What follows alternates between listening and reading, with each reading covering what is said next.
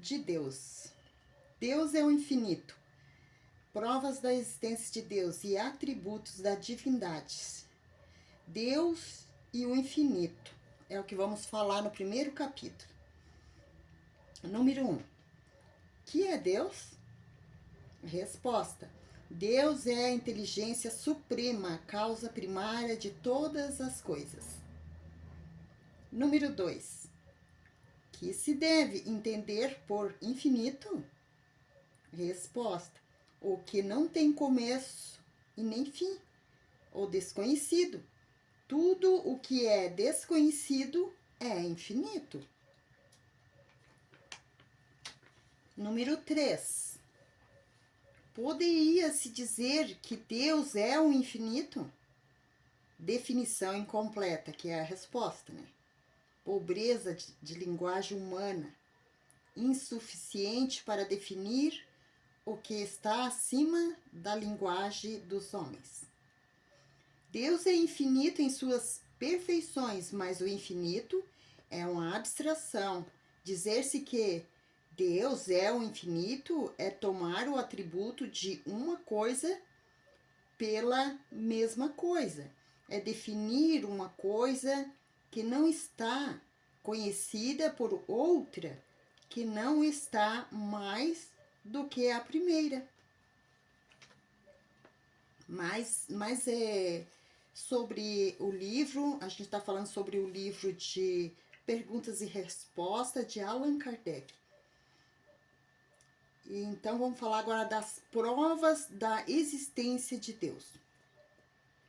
Onde se pode encontrar a prova da existência de Deus? Resposta, no axioma que aplicais às vossas ciências, não há efeito sem causa. Procurai a causa de tudo o que não é obra do homem, e a vossa razão vos responderá. Para crer em Deus, basta-se lançar um olhar sobre as obras da criação. O universo existe, logo tem uma causa. Duvidar da existência de Deus é negar que todo efeito tem uma causa e avançar que o nada pode fazer alguma coisa. Número 5. Que dedução se pode tirar do sentimento intuitivo que todos os homens trazem em si da existência de Deus? Resposta. A de que Deus existe, pois da onde lhes viria esse sentimento se não tivesse uma base? É ainda uma consequência do princípio. Não há efeito sem causa. Gente, essas perguntas e respostas, vocês prestem bem atenção que tem palavras bem difíceis que foi psicografada por espíritos superiores, tá? E feita perguntas pelas pessoas normais, tá? Então, vamos para o número 6. O sentimento íntimo de que temos da existência de Deus não poderia ser fruto da educação, resultado de ideias adquiridas? Resposta. Se assim fosse, por que existiria nos vossos selvagens esse sentimento? Se o sentimento da existência de um ser supremo fosse tão somente produto de um ensino, não seria universal e não existiria senão nos que houvessem podido receber este ensino, conforme se dá com as noções científicas. Número 7. Poderia-se achar nas propriedades íntimas da matéria a causa primária da formação das coisas? Resposta. Mas, então, qual seria a causa dessas propriedades? É indispensável sempre uma causa primária. Atribuir a formação primária das coisas, as propriedades íntimas da matéria, seria tomar o efeito pela causa. Porquanto essas propriedades são também elas um efeito que há de ter uma causa. Número 8. Que se deve pensar da opinião dos que atribui a formação primária a uma combinação fortuita da matéria ou por outra, o acaso? Resposta: outro absurdo, que os homens de bom senso podem considerar acaso um ser inteligente, e demais que o nada, que o nada é o acaso, ou que o acaso é o nada? A harmonia existente ao mecanismo do universo patenteia combinações e desígnios determinados e que por isso mesmo revela um poder inteligente. Atribuir a formação primária ao acaso é insensatez, pois que o acaso é cego e não pode produzir os efeitos que a inteligência produz. Um acaso inteligente já não seria acaso. Número 9. Em que a causa primária se revela a uma inteligência suprema e superior à de todas as inteligências? Resposta: tendes um provérbio que diz: pela obra se reconhece o autor. Pois bem, vede a obra e procurai o autor. O orgulhoso é que gera a incredulidade. O homem orgulhoso nada admite acima de si. Por isso é que ele domina a si mesmo de espírito forte. Pobre ser, pois um sopro de Deus poderá abater. O poder de uma inteligência se julga pelas suas obras, não podendo nenhum ser humano criar o que a natureza produz. A causa primária é, consequentemente, uma inteligência superior à humanidade. Quaisquer que sejam os prodígios que a inteligência humana tenha operado, ela própria tem uma causa. E quanto maior for o que opere, tanto maior há de ser a causa primária.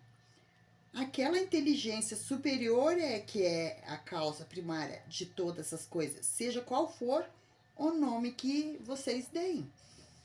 Gente, olha, tem umas respostas bem longas e outras mais curtinhas, tá? Agora, no número 10, vamos falar do atributos da divindade. Pode o homem compreender a natureza íntima de Deus? Resposta: não falta-lhes para isso o sentido. Número 11. Será dado um dia ao homem compreender o mistério da divindade? Resposta: não. Quanto mais tiver o espírito obscurecido pela matéria, quanto pela sua perfeição, se houver aproximado de Deus, ele o verá e compreenderá. A inferioridade das faculdades dos homens não lhe permite compreender a natureza íntima de Deus. Na infância da humanidade, o homem confunde muitas vezes o que a criatura, cujas imperfeições lhe atribui, mas à medida que nele se desenvolve o senso moral, seu pensamento penetra melhor no âmago das coisas. Então faz ideia mais justa da divindade, e ainda que sempre incompleta, mas conforme a sã razão. Número 12. Embora não possamos compreender a natureza íntima de Deus, podemos formar ideia de algumas de suas perfeições? Resposta: de algumas sim. O homem as compreende melhor à medida que se eleva acima da matéria, entrevê-as pelo pensamento. Número 13. Quando dizemos que Deus é eterno, infinito, imutável, imaterial, único, onipotente, soberanamente justo e bom, temos ideia completa de seus atributos? Resposta: do vosso ponto de vista, sim, porque credes abranger tudo, sabei, porém que as coisas que estão acima da inteligência do homem, mais inteligente, as quais a vossa linguagem restrita, as vossas ideias e sensações não têm meios de imprimir. A razão, com efeito, vos diz que Deus deve possuir um grau supremo, essas perfeições, porquanto que se lhes faltasse ou não fosse infinita, já ele não seria superior a tudo. Não seria, por conseguinte, Deus. Para estar acima de todas as coisas, Deus tem que se achar isento de qualquer vicissitude e de qualquer das imperfeições que a imaginação possa conceber. Se ouvirem algum barulho, gente, faz parte da evolução também, tá? Continuando essa resposta, ela é um pouquinho longa essa. Então, Deus é eterno. Se tivesse tido princípios, teria saído do nada. Ou então também teria sido criado por um ser anterior. É assim que, pouco a pouco, remontando ao infinito e à eternidade. É imutável. Se Deus estivesse sujeito a mudanças, as leis que regem o universo nenhuma estabilidade teriam. É imaterial. Quer isto dizer que a natureza difere de tudo o que chamais a matéria. De outro modo, ele não seria imutável, porque estaria sujeito a transformações da matéria. É único.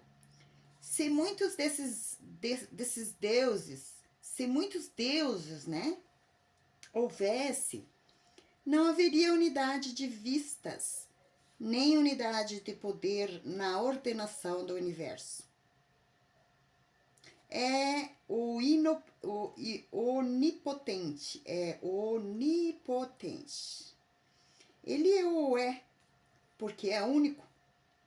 Se não dispusesse do soberano poder, algo haveria poderoso ou tão poderoso quanto ele, que não teria feito todas as coisas. As que houvesse feito teria obra de outro Deus.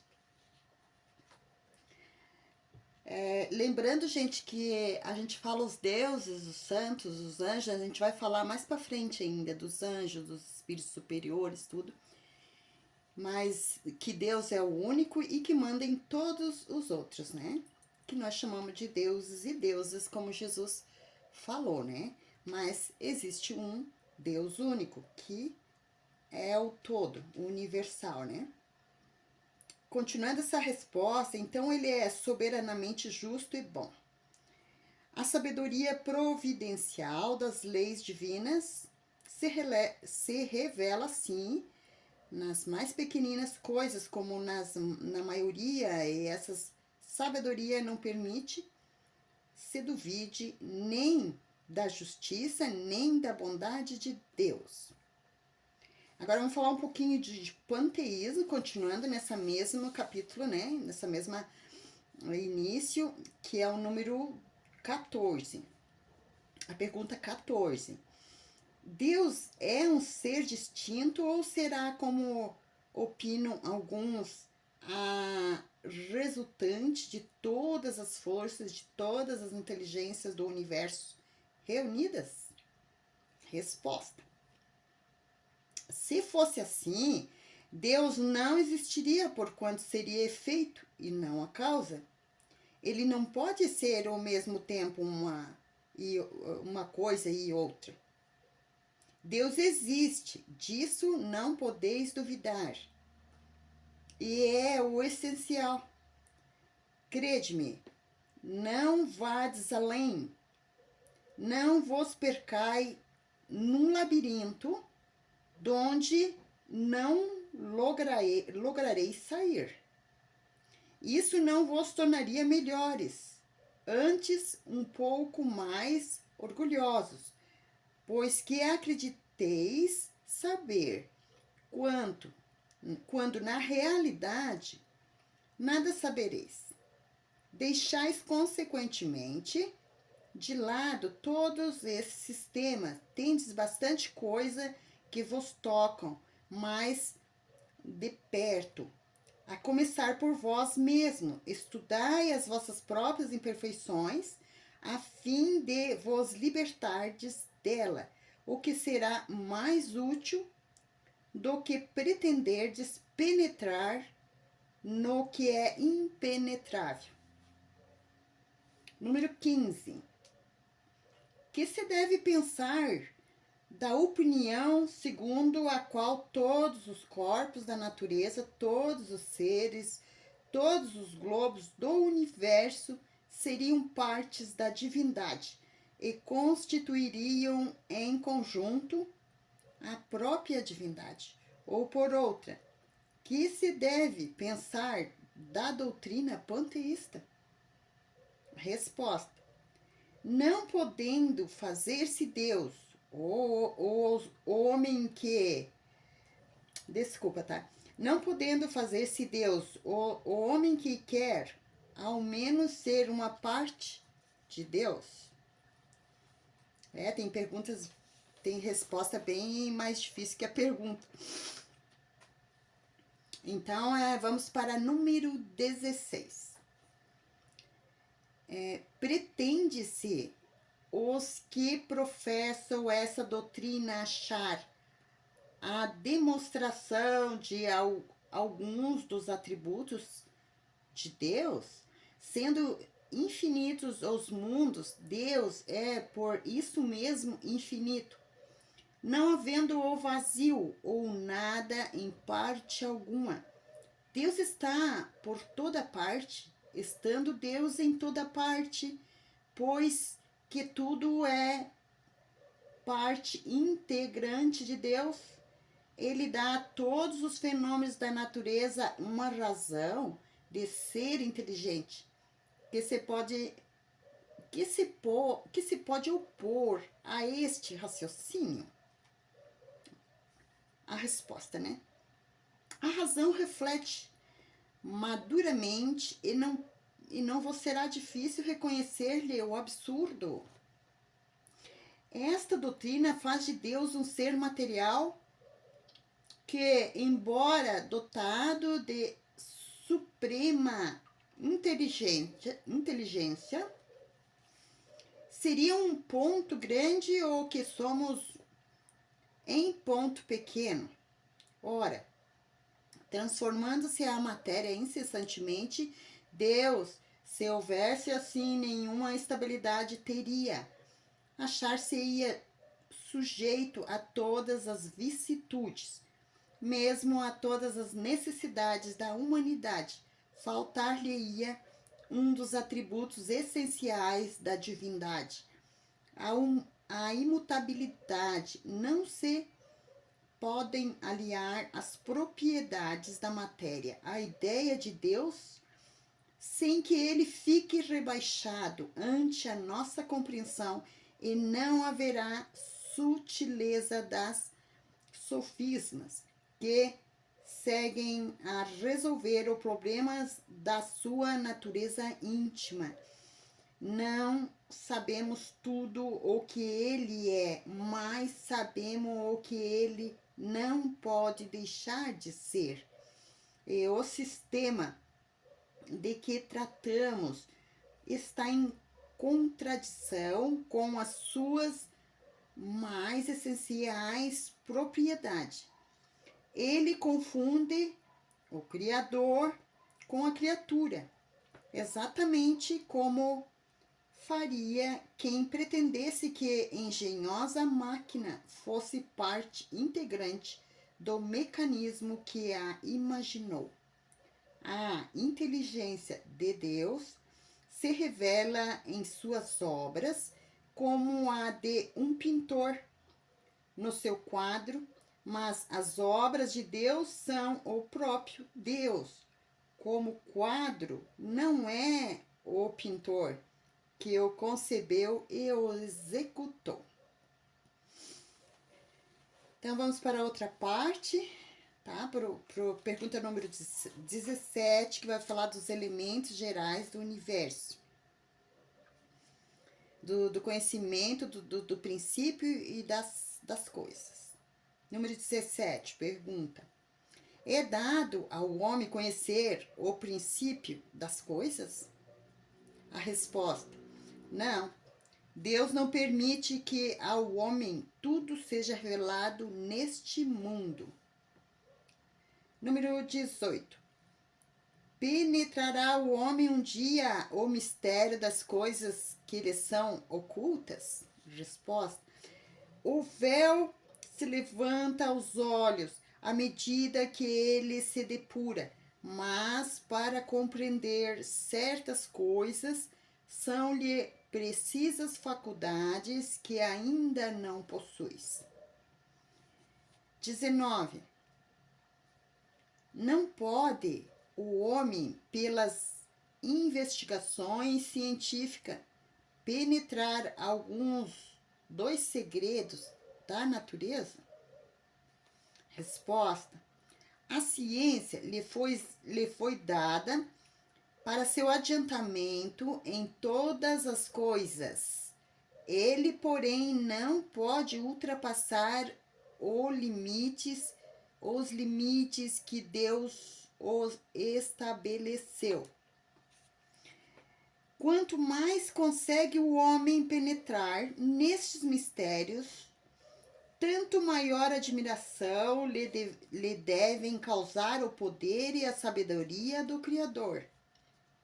Entretanto, seja por orgulhoso, seja por fraqueza, sua própria inteligência o faz joguete da ilusão. Ele amontoa sistema sobre sistema e cada dia que passa lhe mostra quantos erros tomou por verdade e quantas verdades rejeitou como erros. São outras tantas decepções para o seu orgulho. Número 20. Dado é ao homem receber, sem ser por meio da investigação da ciência, comunicação de ordem mais elevada acerca do que lhe escapa ao testemunho dos sentidos? Resposta: sim, se o julgar conveniente, Deus pode revelar o que a ciência não é dado aprender.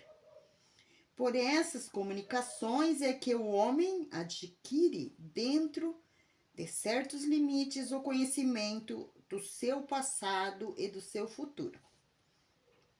Vamos falar de espírito e matéria. Pergunta número 21. A matéria existe desde toda a eternidade como Deus ou foi criada por ele em dado momento? Resposta: só Deus o sabe.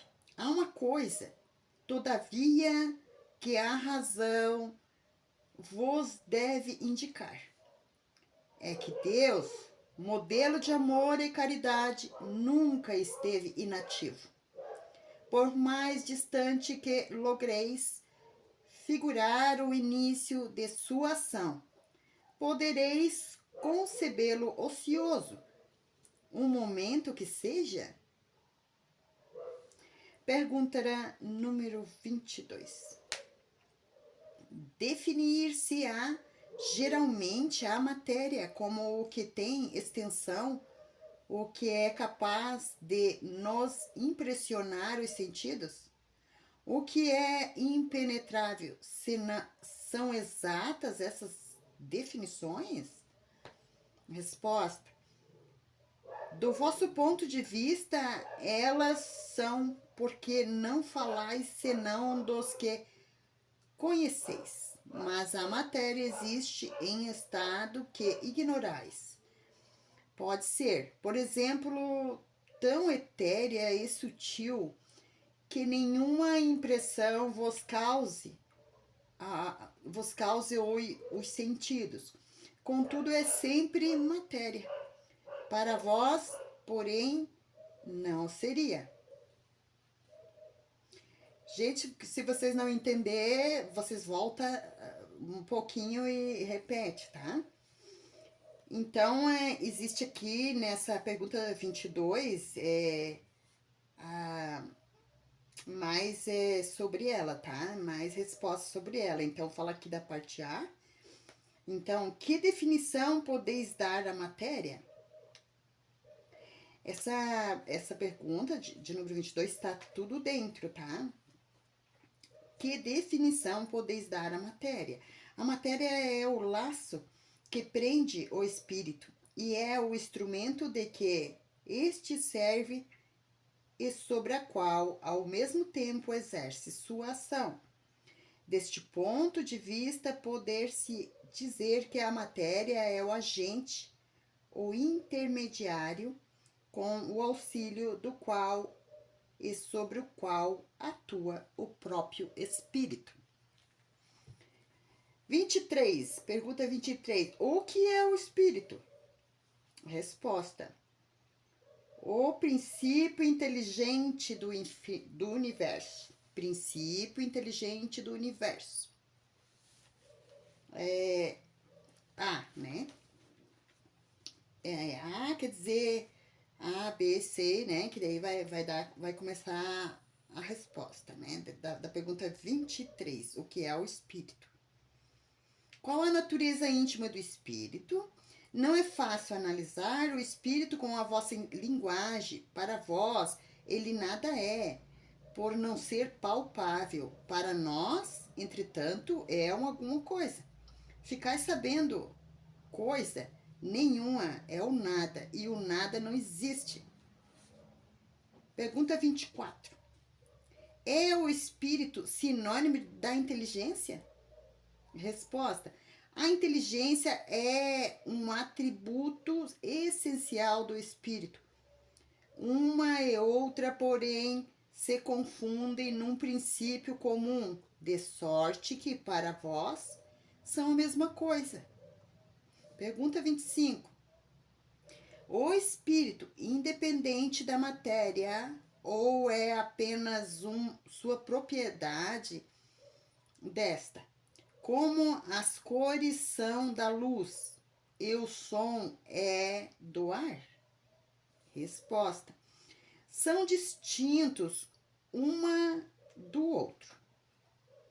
Mas a união do espírito e da matéria é necessário para intelectualizar a matéria.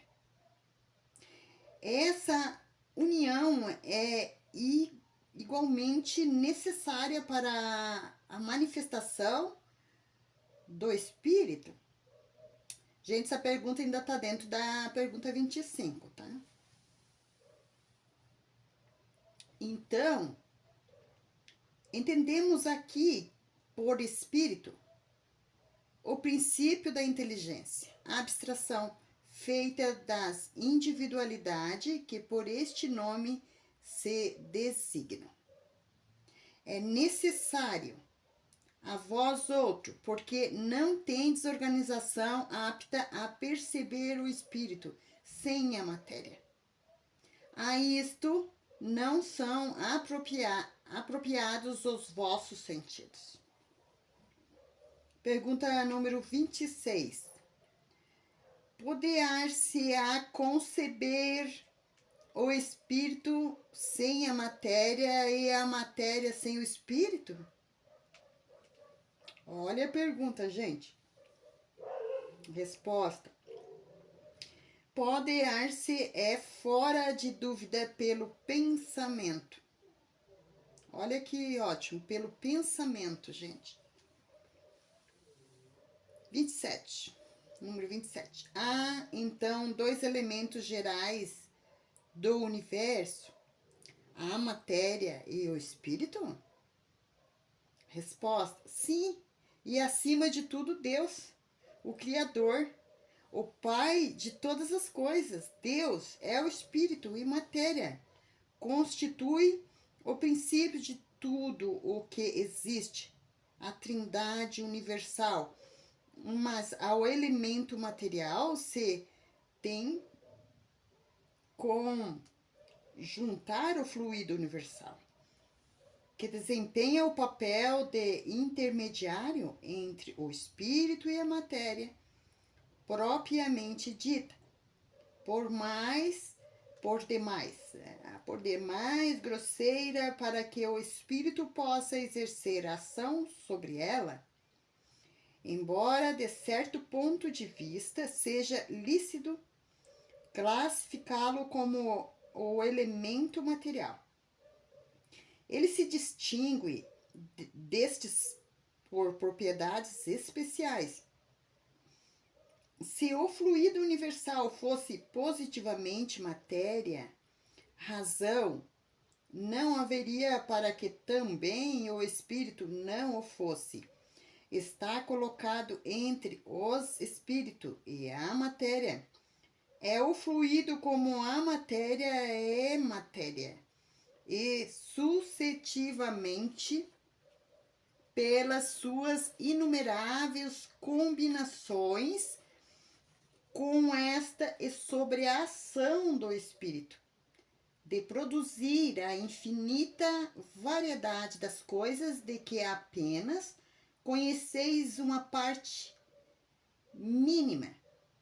Este fluido universal, ou primitivo, ou elementar, sendo o agente de que o espírito se utiliza, é o princípio sem a qual a matéria estaria em perpétuo estado de divisão e nunca adquiria as qualidades que a gravidade lhes dá. Continuando, gente. Este fluido será o que designamos pelo nome de eletricidade? Resposta: dissemos que ele é suscetível de inúmeras combinações.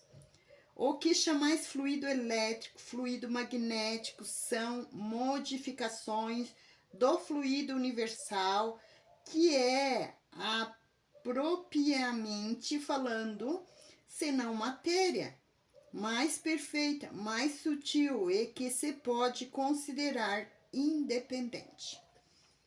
Terminamos essa pergunta 27, agora vamos para 28. Pois que o espírito é em si algumas coisas, não seria mais exato e menos sujeito à confusão dar aos dois elementos gerais as designações de matéria inerte e matéria inteligente? Resposta, gente, e bem longa. As palavras pouco nos importam. Compete a vós formular a vossa linguagem de maneira a vos entenderdes. As vossas controvérsias, porém, quase sempre, de não vos concederdes acerca dos termos que impregnais, por ser incompleta a vossa linguagem para imprimir o que não vos fere os sentidos. Um fato patente domina todas as hipóteses. Vemos matérias destituídas de inteligência e vemos um princípio inteligente que independe da matéria, A origem e a conexão dessas duas coisas nos são desconhecidas. Se promanam ou não de uma só fonte. Se há pontos de contato entre em base, se a inteligência tem existência própria, ou se é uma propriedade, um efeito, se é mesmo, conforme a opinião de alguns, uma emanação da divindade. Ignoramos, elas se nos mostram distintas, daí o consideramos-las formando os dois princípios constitutivos do universo. Perdão. Vemos acima de tudo isso uma inteligência que domina todas as outras, que as governa, que se distingue delas por atributos essenciais. Essa inteligência suprema é que chamamos Deus. Do número 29, propriedades da matéria. A pergunta: a ponderabilidade é um atributo essencial da matéria? Resposta: da matéria como a entendeis. Sim, não porém da matéria considerada fluido universal, a matéria etérea e sutil que constituiu este fluido vos é imponderável. Nem por isso, entretanto, deixa de ser o princípio da vossa matéria pesada. A gravidade é uma propriedade relativa, fora das esferas de atração dos mundos. Não há peso do mesmo modo que não há alto e nem baixo. Número 30. A matéria é formada de um só ou de muitos elementos? Resposta: de só um elemento primitivo. Os corpos que consideram simples são verdadeiros elementos, são transformações da matéria primitiva. Pergunta número 31. De onde se originam as diversas propriedades da matéria? Resposta: são modificações que as moléculas elementares sofrem por efeito da sua união em certas circunstâncias. 32. De acordo com o que vindes dizer, os sabores, os odores, as cores, o som, as qualidades venenosas ou salutares dos corpos não passam de modificações de uma única substância primitiva? A resposta: sem dúvida, é que só existem devido à disposição dos órgãos destinados a percebê-las. A demonstração destes princípios se encontra no fato de que todos percebemos as qualidades dos corpos da mesma maneira, enquanto que uma coisa agrada ao gosto de um para o de outro. É detestável. O que uns veem azul, outros veem vermelho. O que para uns é venenoso, para outros é inofensivo ou salutar. Número 33. A mesma matéria elemental é suscetível de experimentar todas as modificações e de adquirir todas as propriedades? Resposta: sim. E é isso que deve entender quando dizemos que tudo está em tudo. o oxigênio, o hidrogênio, o azoto, o carbono e todos os corpos que consideramos simples são meras modificações de uma substância primitiva, na impossibilidade em que ainda nos achamos de remontar, a não ser. Nós temos uma nota aqui embaixo, gente, eu já termino essa resposta de Allan Kardec, mas que eu vou deixar para outro dia, para outro vídeo, porque a gente vai não sair desse estudo que a gente está fazendo, tá bom? Então, eu tô na resposta 33, né? Que perguntaram assim: a mesma matéria elementar é suscetível de experimentar todas as modificações e de adquirir todas as propriedades? Esta é a pergunta. Daí eu já falei da resposta, vou repetir, sim. É isso o que se deve entender quando dizemos que tudo está em tudo, né? E que o oxigênio, o hidrogênio, o azoto, o carbono e todos os corpos que consideramos simples são meras modificações de uma substância primitiva, na impossibilidade que ainda nos achamos de remontar, a não ser, continuando pelo pensamento, a esta matéria primitiva. Esses corpos são, para nós, verdadeiros elementos e podemos, sem maiores consequências, tê-lo como tais de até a nova ordem, né? E tem mais uma resposta aqui, ou pergunta na letra A, ainda dentro desse número 33.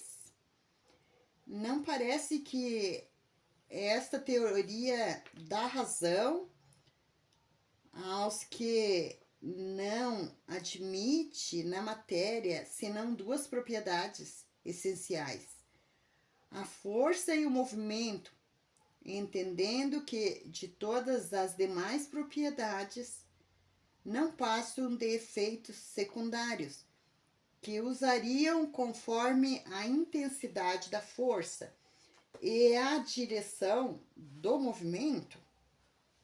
A resposta é acertada essa opinião.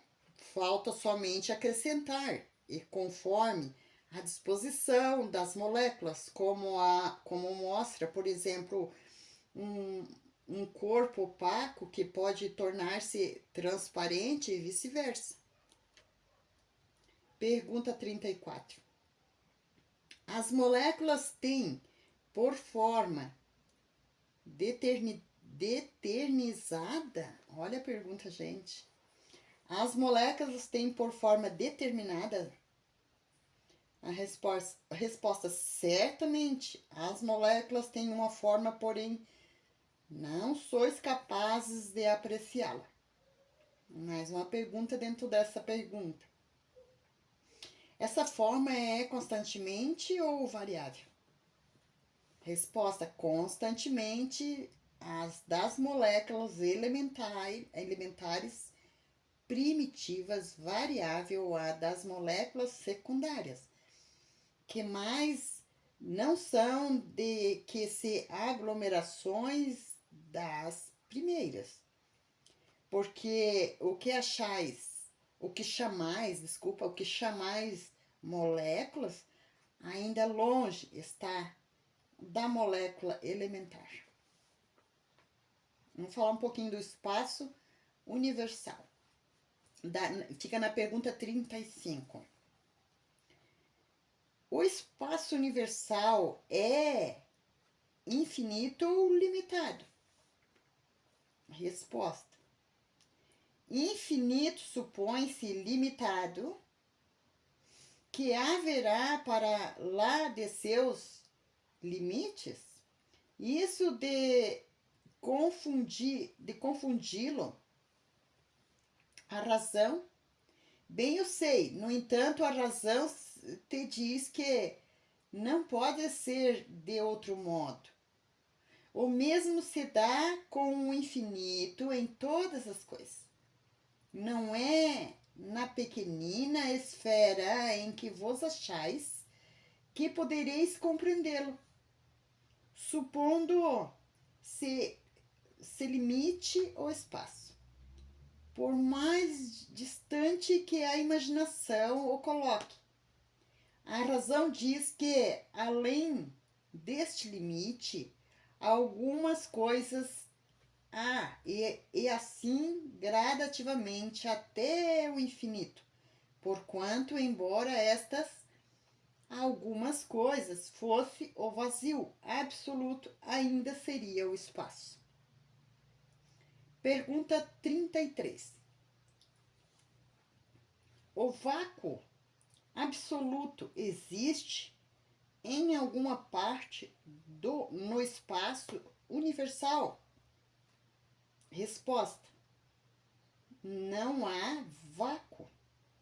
O que te parece vazio está ocupado por matéria que te escapa aos sentidos e aos instrumentos.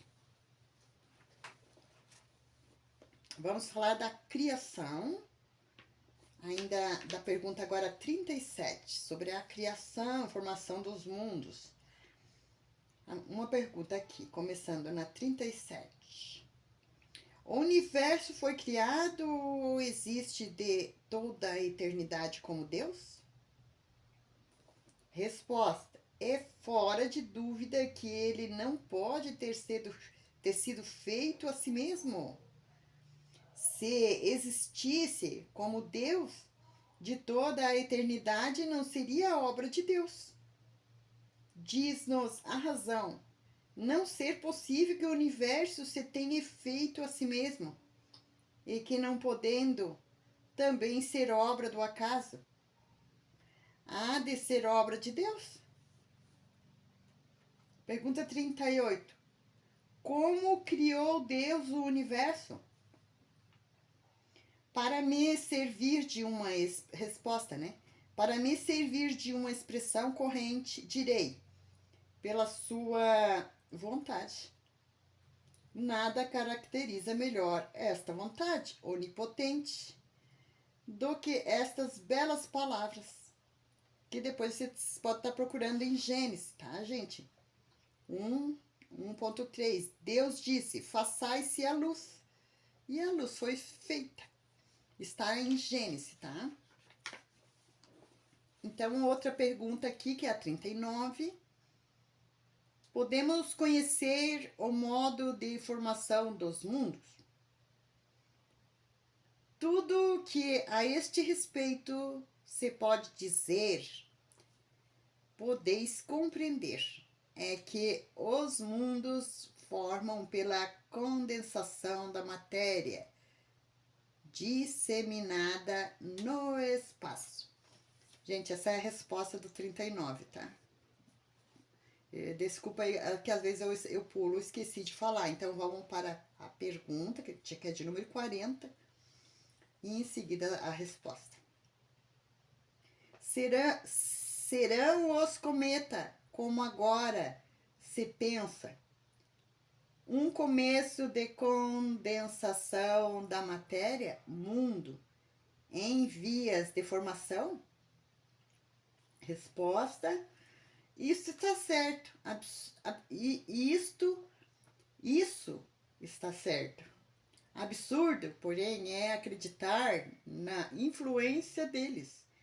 Refiro-me à influência que vulgarmente lhes atribuem, porquanto todos os corpos celestes influem, de algum modo, em certos fenômenos físicos.